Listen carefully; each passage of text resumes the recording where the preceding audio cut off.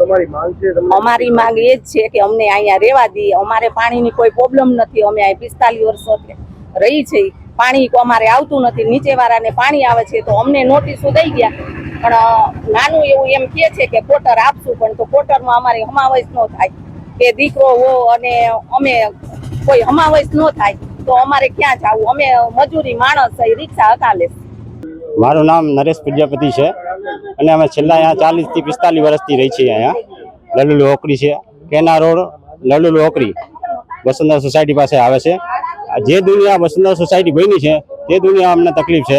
કે પાડવાની નોટિસ આવે છે, દર 2-3 મહિને આવે છે અને આનો હું વેરો બિલ ભરું છું, લાઇટ બિલ ભરું છું.